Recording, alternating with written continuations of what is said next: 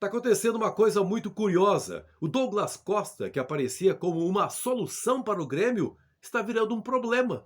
O Douglas Costa, jogador saudado pela torcida como uma perspectiva de grande reforço, jogador que iria recolocar o Grêmio nos eixos, esse Douglas Costa, de carreira maravilhosa no futebol da Europa, jogador do Bayern de Munique, jogador da Juventus da Itália, jogador com passagem também muito exitosa pelo futebol da Ucrânia, jogador de seleção brasileira, aquele jogador, enfim, que volta para casa depois de muito tempo, ainda jogando muito futebol. Esse jogador, momentaneamente, está virando um problema para os dirigentes, sobretudo. O que está acontecendo? Todo mundo sabe, o Grêmio está negociando com o Douglas Costa. O Douglas Costa já avisou nos seus clubes, já avisou na Juventus, olha, eu estou voltando, eu quero voltar a jogar no Brasil. Só que o Douglas Costa, através do seu staff, através do seu procurador, deixou claro o seguinte: não aceita aquilo que o Grêmio, de forma muito prudente, está propondo, que é um contrato de produtividade. O que é um contrato de produtividade?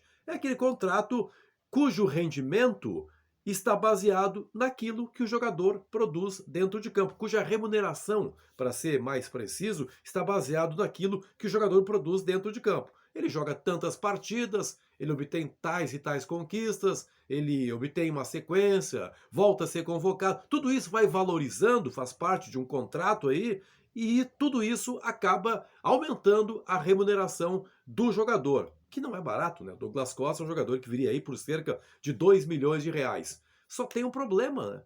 O Douglas Costa não consegue mais jogar com regularidade. Ele não consegue fazer uma temporada em que dispute pelo menos 30, 35 partidas. São 10 partidas e pronto. Para o Douglas Costa em razão de uma lesão. E ele teve muitas lesões nesses últimos anos. O Grêmio, com toda a cautela, disse: olha, a gente não pode daqui a pouco estabelecer um valor sob pena de você não dar uma resposta dentro de campo. Não que você não tenha qualidade, que você não consegue jogar. Essa situação foi colocada muito clara para o procurador do jogador, que disse: não, nessas condições nós não aceitamos. Qual é o problema que se criou? O problema é que a direção do Grêmio colocou na cabeça do seu torcedor a possibilidade da volta do Douglas Costa. E essa direção, ela tem sofrido muito com perspectivas de contratações que depois acabam não se confirmando. Temos o caso clássico aí já do Cavani, que durante longo tempo esteve aí povoando os sonhos do torcedor gremista, acabou indo jogar no Manchester United da Inglaterra. Mais recentemente, o Borré, jogador do River Plate, que esteve com um passo dentro do Grêmio e depois acabou não vindo também. E agora o Douglas Costa. Puxa, se não fecha o negócio, o dirigente fica muito mal perante os torcedores, mas a direção tinha realmente que ter essa cautela. E o Douglas Costa, ele age assim, acho que até de maneira muito imprudente ao colocar mensagens misteriosas, cifradas aí no Twitter, tipo aquela que colocou ontem: olha, eu conto ou vocês contam. O que o torcedor imaginou? Olha, tá fechado o negócio. Quem é que vai contar? Eu vou contar aqui no meu Twitter. Enfim, uma brincadeira que é feita que o Tyson fez recentemente, só que o Tyson acabou se acertando depois com o Internacional. Aí o Douglas Costa abriu essa possibilidade, mas a coisa acabou esbarrando na questão do contrato de produtividade. O fato é que o Grêmio está colocado contra a parede, a direção não sabe exatamente o que dizer para a torcida. Os dirigentes nesse momento não têm assim sido muito pródigos em dar entrevistas. Houve uma mudança de comportamento nos últimos tempos dos dirigentes, e não só do Grêmio, do Internacional também. Então aquela manifestação que poderia ser feita pelos microfones, em que a coisa ficasse muito clara, ela não está acontecendo. E o Grêmio também não vai dizer claramente isso para não entrar justamente em choque com o Douglas Costa, que daqui a pouco se desgosta. E o Douglas Costa, todos nós sabemos, é um jogador que tem um imenso amor pelo Grêmio. A situação é muito complicada, é muito delicada. O Grêmio está aí na obrigação quase de reforçar a sua equipe.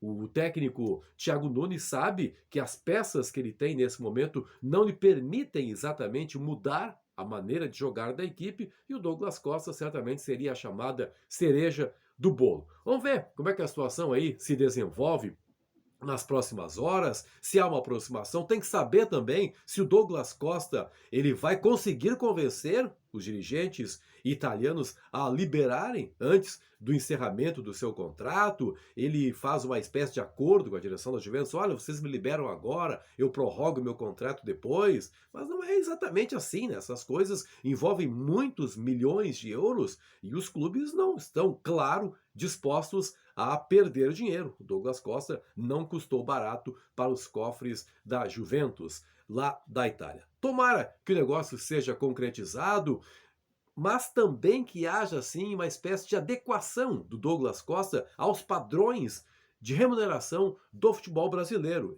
Obviamente que se ele ganha muito lá é porque ele fez por merecer. É um grande jogador. Mas também não vai daqui a pouco chegar e criar um problema de vestiário. Aliás, o Renato chegou a falar sobre isso numa das suas últimas entrevistas como técnico do Grêmio, falando sobre o Borré, que ele tinha medo de que o Borré, que ganharia cerca de 1.800.000 reais, acabasse promovendo aí uma dificuldade de relacionamento dentro do vestiário com jogadores que ganham menos do que ele ou que ganhariam muito menos do que ele, não tendo exatamente uma boa vontade em recebê-lo. Tomara que as partes se ajustem, o Grêmio precisa realmente dar essa resposta ao torcedor, mas também o Grêmio não pode ser colocado na parede aí, né?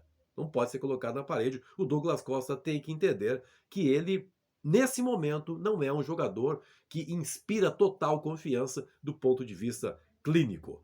Um grande abraço a todos, compartilhe o canal, dê seu like, ative as notificações. Nós voltamos logo mais fazendo uma avaliação do jogo do Internacional contra o Tátira pela Libertadores América. Abraço!